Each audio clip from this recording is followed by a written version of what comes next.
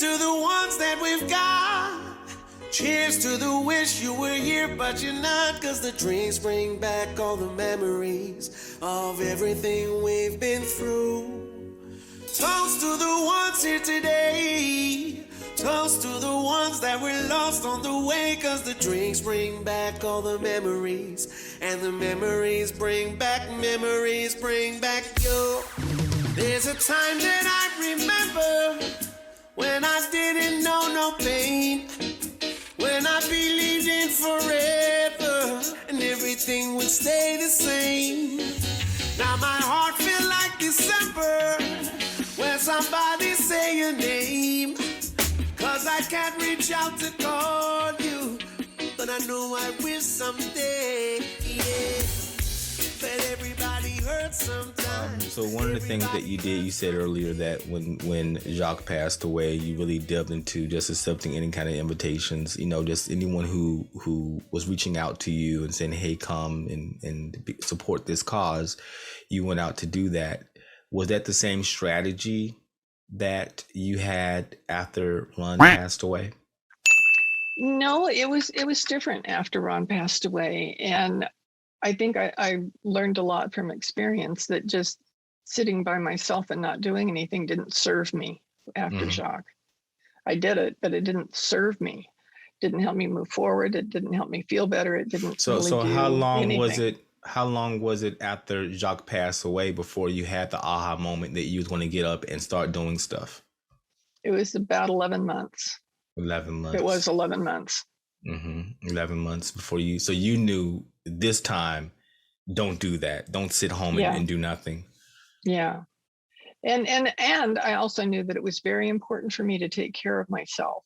And those first few weeks after Ron died, I did kind of sit home and do nothing because I just couldn't do anything else. You know, when someone's that you love so much is there and then they're not, trying to get the shock of it all with life, is really hard. And I would try to go to bed to rest, but he wasn't there. So I'd go out and sit on the couch or lie down on the couch, and then I'd get sore from being uncomfortable from trying to sleep on the couch for so long because I didn't want to get back in the bed. So and we didn't have a TV in our room when we were together. That was just something that we had decided that we weren't going to do, but I got a TV put in my room and that made it so that I could go back in there and have my mind on something else. So I could spend time in there. And I hate to admit it, but I watched Hallmark movies. Like, and I did it because they were positive and I knew what the plot was. So it didn't matter if I fell asleep in the middle of it. I knew how it was going to turn out. You know, because they all have the same plot. And it was like background, but it was a warm, comforting sort of background that helped me get through that. It got your mind off of him passing. Yeah. And then when I started to, they call it a fog that you have in that early grief it's like you're in a fog that you can't really see or really hear what's going on around you very well. And when I realized that fog was lifting, that's when I started writing. And I wasn't writing my book at that point. I was just writing for me to explore my feelings and journaling, writing things I was grateful for. A gratitude journal. Oh yeah. I started that after Jacques died and never stopped. I've done that every day since. That really helps keep things in perspective. And then the thing that I found that helped me the most was to write letters to Ron. Because that way I felt like even though he wasn't in the room with me that I knew of, you know, I could express to him my feelings and what I would love to have been talking to him about. And it was really cool. And it came to a point one day after I'd written a letter that I decided to write a letter back from him to me, because I'd heard of people doing that you know, writing exercise before. and it was beautiful. It was, Wow. it was a So let wonderful me make sure I experience. understand correctly. So you, of course, journaling is I journal myself, and I think journaling is just it's a great, it's so it's my therapy basically. Mm-hmm. And so you began writing letters to your spouse who had passed away, Mm-hmm. and you know, to relieve some of that stress, and you know, the word for trying to deal with losing someone. And then not only did you write letters to him, because you know, to the one who passed away, but Mm-hmm. you wrote letters um as if he was writing to you Mm-hmm. as well. And what was that like? It was incredibly powerful. Now, it's one of the writing techniques that I teach when I'm teaching people to do writing through grief, and they always love this exercise, and they're always surprised by the exercise. And I can't tell you who's writing that letter and the letter back. You know, some people say it's God, some people say it's the person who died, some people say it all comes out of your mind and what you know and what you've experienced. But I can tell you that wherever it comes from, it's comforting, because it's good, beautiful things in that letter generally. I had one woman who wrote a letter to her son who died a long time ago, and she said he answered questions that she didn't have an answer for after he died, because he died with those answers. But in the letter, he answered the questions, and she felt like, she really felt that they were true, that that had to be what the truth was, and she was grateful to finally recognize that. It sounds like it's a healing that happens through that process. Yes. So I mean, to me, that's a beautiful exercise. When my best friend passed away when I was some years ago, I didn't write anything down. I mean, I do journaling and I always done that. But at some point I had the conversation with myself as if I was speaking to him. I think I was cleaning up or something, and I was just feeling bad that day. And through the process of just talking sort of to myself, through the process of cleaning up and or doing it, folding clothes, whatever I was doing. And I remember asking, you know, just these questions that I just didn't have answers to. And some answers just came to my mind. It was so weird, you know? And because I don't know where answers came from. I don't really know what the, you know, but it resolved a lot of the quirks or whatever the word is that were going through my mind, that were just I won't say agonizing, but it just irritated the heck out of me, because it was, you know, the process of being angry with someone, because a lot of my process was, at first I was, you know, grieving, and then after for years we grieve, and then after that you're able, you know, I begin to understand that I was angry about things, you know, and then after being angry, because, you know, how can you feel upset that someone has passed away and be angry with them at the same time, you know? So it took some steps, you know. So once, you know, I got through the anger of it all, then I was able to get to forgiveness. And then, you know, so it took a process to where I could actually hear answers. So it's really good that there's a process in place where you can actually, you know, write down how you feel to that particular person, you know, do it consciously with awareness instead of fumbling your way through it. And then being able to know that I can ask the questions that I need answers to, and through what I call automatic writing, have that person, maybe through, you know, spirit or you know, greater awareness or greater consciousness, get the answers or the resolutions that I need. So that's an amazing process to me. And it really works. It really does. I think I'm going to do more of that, you know. And do you think that the person has to be transition in order to do that and get answers? That's an interesting question I haven't thought of before. I think if the person hasn't transitioned, it would be good to either talk to them face to face or sometimes write a letter to a person, but actually write it to the person and see if you get answers that way. Because sometimes they're just waiting for you to ask. That they want to tell you something, but they're not sure whether you're ready for it or can accept it. But if you ask, they can respond. And, you know, if you do that before someone transitions. Yeah. And, you know, there have been people that I just don't want to deal with. I'm not, you know, I've had people, you know, cross me in the wrong way. And I have no desire to interact with them again. But still, I know that in my heart, that's not good for me to have those feelings. And I was trying to think of a way that I could, you know, sort of relieve myself and free myself of that anger and resentment or whatever I was feeling. And I had to, I closed my eyes and imagine if I saw that person and how I would react. Would I be able to speak to that person, able to embrace them?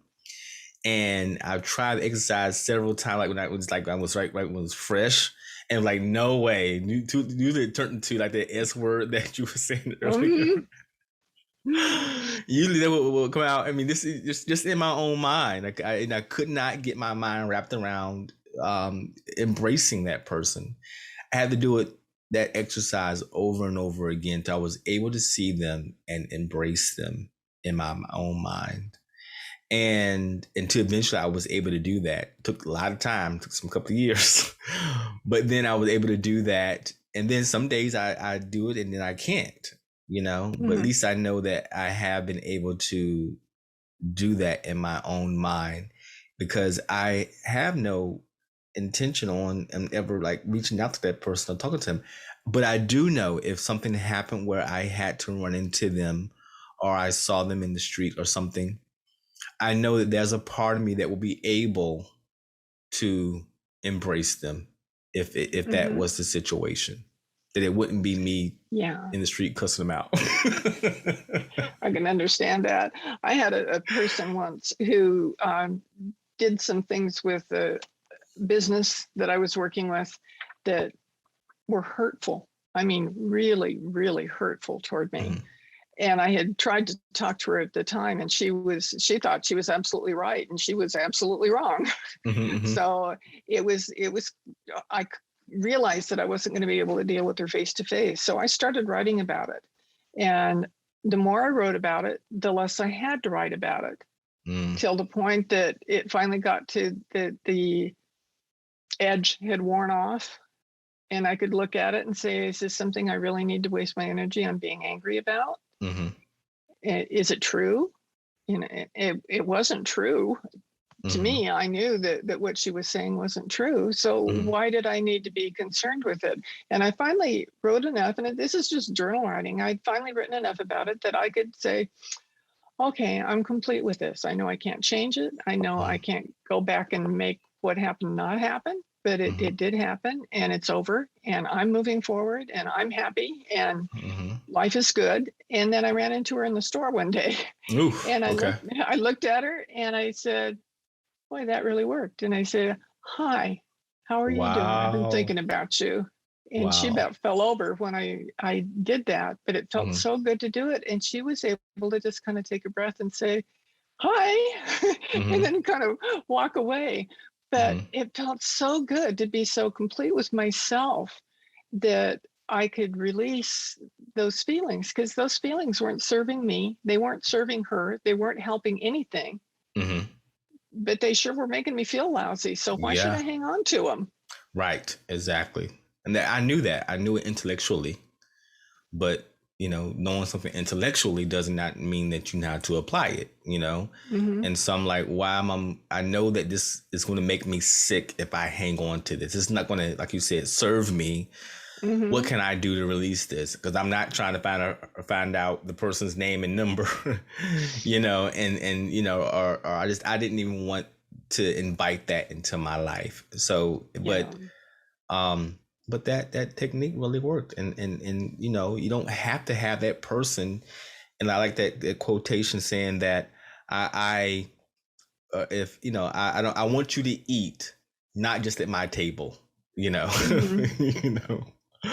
So I definitely believe in that writing does heal, and definitely automatic writing is an amazing technique to get to tap into something that I think most people just don't know about.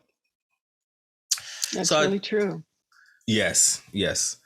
And I want to get to your book, Loving and Living Your Way Through Grief.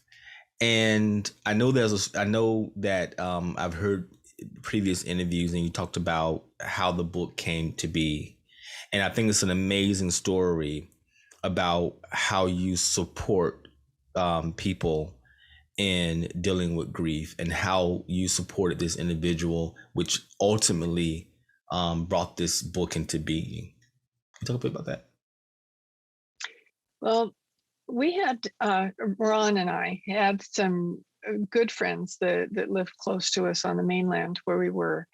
And they were wonderful people. We just really enjoyed their company. And in that couple of years before Ron died, they'd been to the island a couple times to visit, and it was really cool. And about 8 months after Ron died, he died, just dropped dead suddenly. And they were a lot younger than we were. He called Ron Dad, so there was that big of an age difference. And he was very red-haired Irish person, so it was kind of amusing to see him calling Ron Dad. But I thought, when I heard just hours after he had died that he had died, and I thought, I was so worried about his wife, because she was young. She had no idea that her husband was going to be gone. And people say and do crazy things when people die, and I wanted her to know what she needed to listen to and what she didn't need to listen to, and how to take good care of herself during those early days when nobody tells you to take care of yourself, or what to help you. I wanted to tell her all that. So I wrote her a big long letter and made arrangements for her to get it right away. And she let me know later that the letter was so helpful to her, that she really, really appreciated it, and that I was right. Nobody else told her any of those things that were in that letter that she really needed to know. So I thought, I've got to do more than this. I want to keep helping her, because they had the biggest funeral I've ever heard of before in my life, because the guy was just really prominent. Wow. It was so big. He was a USC alumni. It was so big that the USC marching band came out onto the football field where they were holding the reception after and where's the USC service. University of Southern California. Okay, wow. For them to be part of his celebration was, it was big. So I knew that there was going to be a letdown afterwards, because there were tons of people there, and then there was nobody. So I decided I would write her a card every week for the first year. So 52 weeks. So I thought, before I start this, I better be sure I've got 52 different things that I can say, because I don't want to get halfway through and then. So I sat down and wrote out 52 different things that were helpful, supportive, comforting, that sort of thing, for 52 different weeks. And after I did that, as a writer, since I've taught writing for years, I said, you know what, I have an outline for a book.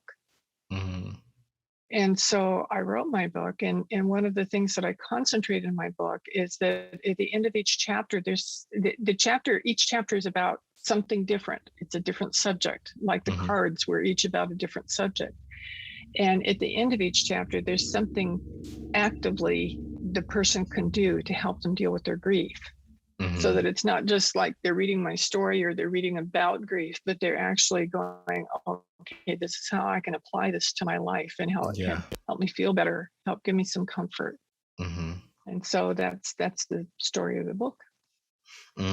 So basically, from what I understand from what you're saying is, you wrote her a letter, every and make sure she got the letter every single week for a year. You know, we have 52 weeks in a year, and so there's 52 letters that she received every single week to support her in dealing with grief.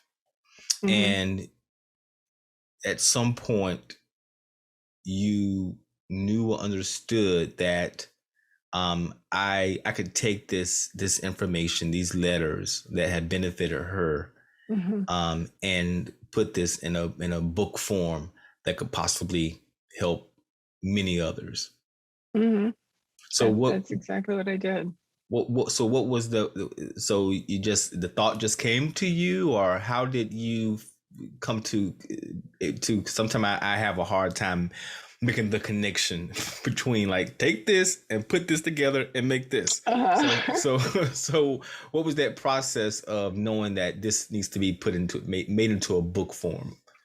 Well, what I wrote to her were actually cards. I made these like greeting cards that on the front, they'd have a picture that I took someplace here on the island, because I'm always taking pictures with my iPhone because it's so beautiful here. And then the content was, then the content was on the inside of each one of those. And I had told someone about what I was doing, and she contacted me and said, I've got somebody I really need to send something like that to. Is there any way that I can get those cards from you?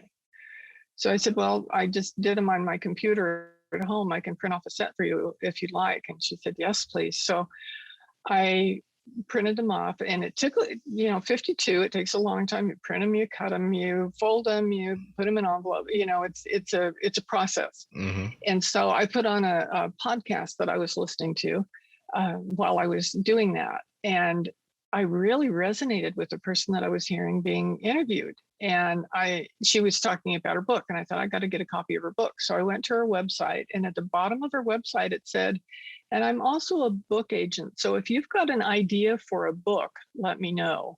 And that's when it hit me. It was like, I got 52 chapters. All right here, already ready to go. Right here. So I wrote her at that moment. She got back to me within a half an hour, and she's my agent now. Oh, wow. Yeah, that's awesome. And one thing that, listen to your story, you are one of the most proactive people that I've ever listened to. It's like you have a thought about getting something done and you get it done, and I think that's amazing to me. I value that, because to me, I'm all about execution. Like, let's not just sit here and talk about this. If we're going to talk about it, we got to start doing something after we finish talking. And to me, you are also are a queen of getting things done. You not sit around and waste time. So that's one thing that I definitely learned about you, and listening to you and listening to a conversation that you've had previously. So I want to know, and one thing that you talked about before in a previous conversation was that I had that I learned is that there are different kinds of grief. It's not just grieving the loss of a person. There also, through this whole COVID thing, there's the grief of losing a job. What kind of, and maybe there are other examples that you can give me of how you help people deal with grief outside of just losing someone or losing a job. I usually say that I help people deal with grief and loss, because grief is a kind of loss. But as you said, there's lots of kinds of loss. And most of the things that apply to grief of a person apply to loss. For instance, one of the people in one of my groups lost her home in one of the fires in California. Wow. And her home, her husband's business was in the home, all their animals were at the house, and everything was gone.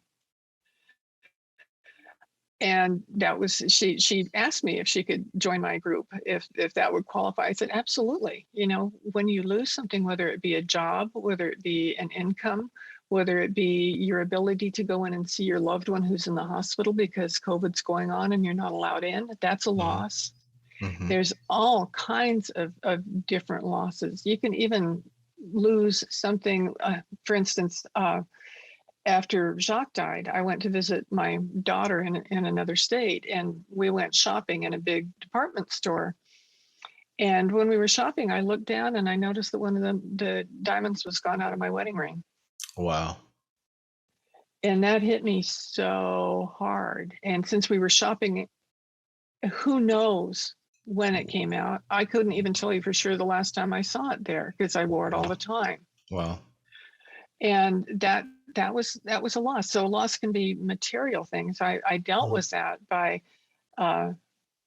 using that, the rest of the diamonds and the gold that was in the ring, and some gold that I had from my engagement ring from Jacques also. And that diamond, I had them all designed into a necklace that one of my students was also a jeweler. And she'd been telling me always about how much she enjoyed doing things. So I approached her and I said, can you take this stuff and make it into something beautiful? And she did. So it was a way of dealing with my loss that to transform into something else. Yeah, it transformed, and it felt really good. And it felt good that actually that I wasn't wearing my wedding ring on my finger, because one thing that people don't talk about a lot after a spouse dies is, you know, when you get married, lots of times they say until death do you part.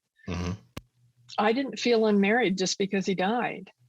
You know, I didn't stop loving him. You know, my relationship with him was different, but it didn't stop just because he died. That was the one challenge I had with getting together with Ron.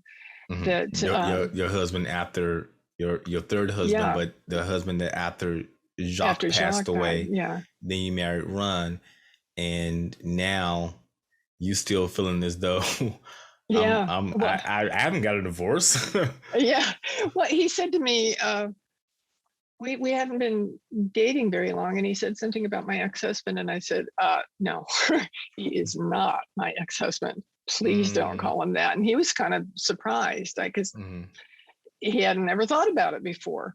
But an ex-husband, the ex indicates some sort of finality, you know, that there's an actual divorce and it's over. And I didn't feel that way about it. So when Ron and I really got serious, he chose to accept the fact that I didn't feel unmarried to Jacques. And it wasn't like it was bigamy or anything, because he wasn't here. But I could love both of them at the same time. And Ron was there, so he was the one that all the love got focused on. So he didn't have to worry about it. But it took him a moment to realize that he didn't really need to worry about it. And how did you cope with that? Because I mean, I've heard, you know, people, you know, that story of, when, you know, you have someone who loses a spouse who passes away, and they're never quite over it. So the new person coming in, you know, has this third person in the marriage that you know how people will say, well, you're never gonna, you know, compete with the first one that was there. You're never gonna, you're never gonna. So did he ever feel like I'm competing with someone that I'm never going to be able to compete with? Did he ever have that feeling? I can't speak for what he felt, but I had the feeling that he kind of thought that way when he called him my ex-husband, because he wanted it to be final with my previous husband. He want no competitors. No competitors. So, but what that did was cause us to have a conversation and really talk about it. And I said, you know, if you and I were married and I died and you met somebody else, would that make you love me less? And when I turned the tables on him, he could look at it from a different perspective and understand that it was okay. That it's a different kind of love, and it's fine. Yeah, it's great that you was able to, that you're mature enough, you're spiritually, because that's a spiritual lesson, that you're spiritually mature enough to articulate that and have a conversation about it. So that to me is an amazing thing. That's one of the things in grief and in dealing with any kind of loss, is it's really important to talk about it.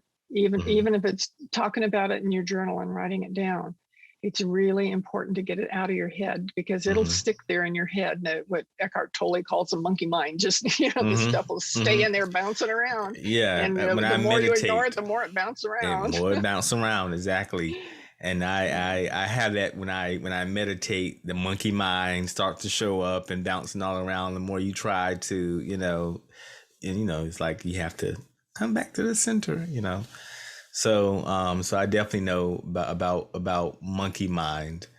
So one of the things that I did also wanted to discuss with you, because we talked a little bit about losing, of course, there's the different kinds of loss, and in terms of loss, the way that we deal with loss many of the times is grieve. And we discussed that there are many different kinds of loss, not just losing a loved one, it's losing a job, losing a house, losing a diamond, losing a friend, losing a shoe. There's different kinds of what loss, in terms of the value that we place on it is what we're dealing with, and trying to cope with how we're going to move forward without the thing that we valued. How can we support a person properly who is grieving? Love them anyway. I know that sounds kind of flip, but it's not. The more you deal with things with love, the easier it is to find the ways to deal with it. If you really love somebody, you can see what needs to happen. For instance, if a friend of yours has suffered a significant loss and you're able to visit them and they're not talking, that's okay. You can say, I'm happy to just sit here and be with you and let you know that I love you and I'm here. And then just sit. So you kind of need to take your cue from the person that you're dealing with. If the person is sobbing terribly, don't get up and leave the room because they're crying and you can't handle it, but go over and hold their hand, put an arm around them, give them a Kleenex, do something like that. You don't have to talk to them. Please don't tell them that they'll get over it. Please don't tell them to stop crying, but be helpful and supportive and deal with it with love, whatever it is that you choose to do. And again, it sounds trite, but love will lead the way. If you allow it to, you'll know what to do. Love them through it. And I think that's important, and because it sounds like showing them compassion through it, and not pushing them. I don't know if pushing them is good. I mean, your friend, she did, was like, you need to give them this app. You need to talk to them. She did sort of push you, I don't know if that is always healthy, but maybe she could see that it was time for you. I think she could see, she was a good enough friend that she could see that that's where I was, and it was a suggestion, and it was good. But I think that the big deal is to not judge the person who's grieving, because it's real easy to say, oh, they, this has been going on too long, they got to get over it. And that's not how it works. And the more you support them with love, the easier it'll be for them to move forward. Where if they're not feeling the love, if people walk out of the room whenever they start to get teary, then they're going to cry more. So the more that you can be genuinely compassionate, Mm-hmm. and not judge the person, and instead, just be there for them. Even if you can't physically be there in the room with them, they might be across the country or something. You still can be there for them. You can write a letter. You can, send you can get on Zoom. You on Zoom, send me your beautiful book as well to help support them. So how do, if people, and I want to make sure I word this correctly because I want to get my terminology right. So let's say I'm grieving personally through loss, or whatever that loss is, or I know someone who's grieving and who is struggling with loss.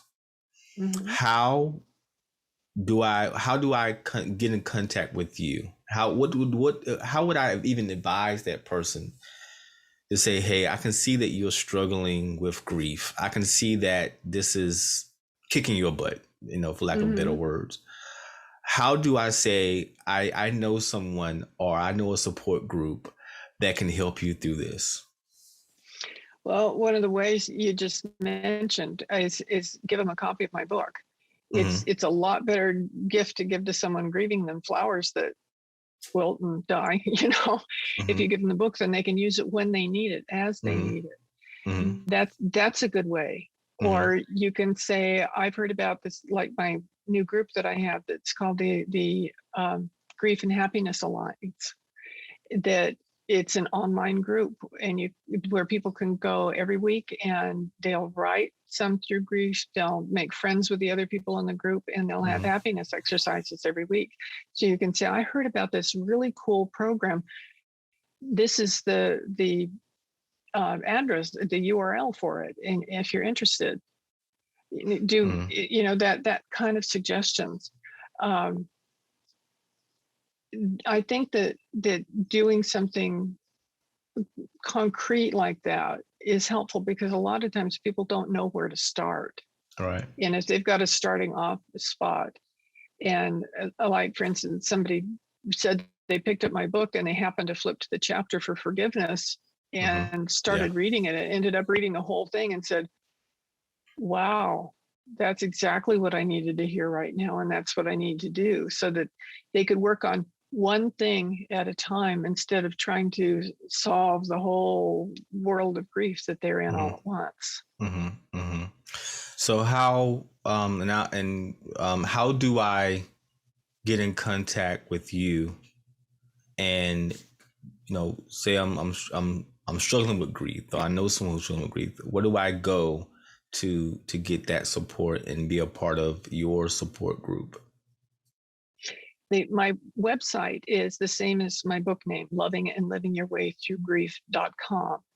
And my email is the same also. It's Emily@lovingandlivingyourwaythroughgrief.com. So it's easy to remember how to get a hold of me, and and you can get the book any place books are sold. It's tradition and published, so you can order it from any bookstore if they don't have it in stock. And of course you can get it through Amazon and Barnes & Noble too. Okay.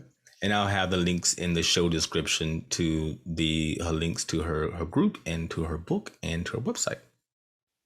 Thank you. You're welcome. So, I mean, I just through our conversation, I definitely understand grief better in terms of how to sort of cope with grief in a productive manner. And I'm glad that if I have someone who's struggling with grief, I have some place to send them to. I can say, you need to talk to this person, you need to read this book. There's a peer group available for you to deal with grief. Because we're like, I'm not saying a therapist. I'm not crazy. And for those type of people, I think this is more approachable for them, where they feel as though I can get the support I need without challenging any of my beliefs, So I think that's something big. Go ahead. Well, it's the advantage of having peers, because they're people that are in the same boat that you're in, might be from different circumstances, but they're dealing with loss, so they can get you in a way other people can't. Yes, yes. Well, I thank you so much for being on the show. And again, I mean, I feel like I understand myself in terms of, me dealing with grief. I think that I'm glad that I can, again, that's a big one for me, being able, because I know people who are grieving, and to be able to know that I can offer them something. I offer them a book. I can offer them a support group. That makes me feel better, that I am not sitting there going, I hope I'm saying the right thing. I don't want to say the wrong thing. I know now that, as you were saying, love them through it. I love that expression. Love them through it, and That's don't right. judge. So those right. two things that I'll take away from this above all is love them through it and don't judge them. Yeah. Yeah. Is there anything that you want to say before we go? I just appreciate you taking the time with me to do this, because the more we talk about it, the less taboo it is, that people will see it's okay to express how they're feeling, and that they're dealing with grief, and that they would like to have some comfort and some help. Yes, and I think, like, this whole COVID thing has brought up so many different issues in terms of loss. All the things that we mentioned, losing jobs, losing loved ones. It's a combo, this thing. And we need this. We need to have these conversations, and also this kind of support, because I think people need it, and they don't know right now they need it because it's so fresh and so new. But I think that people will come to the realization that I'm going to have to get support, and that these opportunities are coming up where people can be supported and and have those conversations that they need to have in order to cope with grief and loss without going through 10 years of struggling through it like I did. Yeah. So thank you so much for being a guest on the show. And definitely I'll have information about how to contact Emily on our show notes. And you also can contact me, DJ the Career Coach, at dj@djcareercoach.com, and get a hold of me if you have any questions or want to learn more. And please come back next week for another episode where I hope to encourage you, inspire you. Maybe they can get a little bit of humor in there somewhere. But as always, thank you. So it was a great conversation. I loved it. And again, like I said, I learned so much doing the conversation, and I am appreciative of the work that you're doing. And I'm so glad that you're adamant. I mean, I was online looking at interviews, and I do that for every guest. I try to find as much as I can about that person. There was so much work that I saw that you're doing to support your book, and I'm glad that you're doing it. And you're putting the word out there, because people are going to need this when right now everybody's scrambling arguing about the mask and arguing about the politics of it all. But when all that goes away and the dust settles, you have to start dealing with the realities that I've lost a lot of people.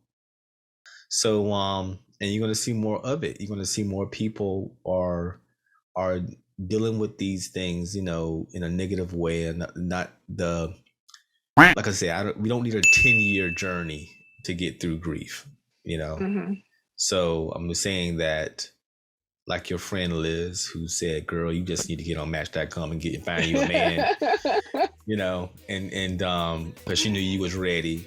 And I think that's wonderful to have attracted friends like that. It means that you are doing something right when you have people in your life like that can say to you, and you're able to hear them And so, yeah, I do need to find me a man, and then find you a man, because you have that light, and you're able to attract more light. So it's like you made it. You have made it spiritually and physically. You've made it to that special place that so many are trying to get to. And instead of just saying I made it and I'm just going to sit here and just enjoy it, I'm going to also help other people as well. So kudos to that. That's amazing to me. Thank you very much. And the memories bring back you.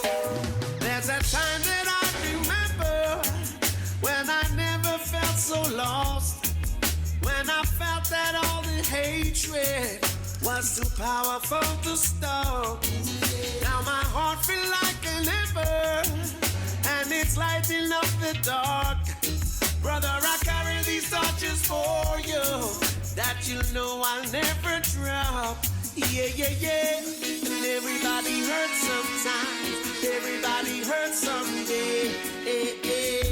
Well, everything will be alright. Go raise up your glass and say, here's to the ones that we've got. Cheers to the wish you were here, but you're not, 'cause the dreams bring back all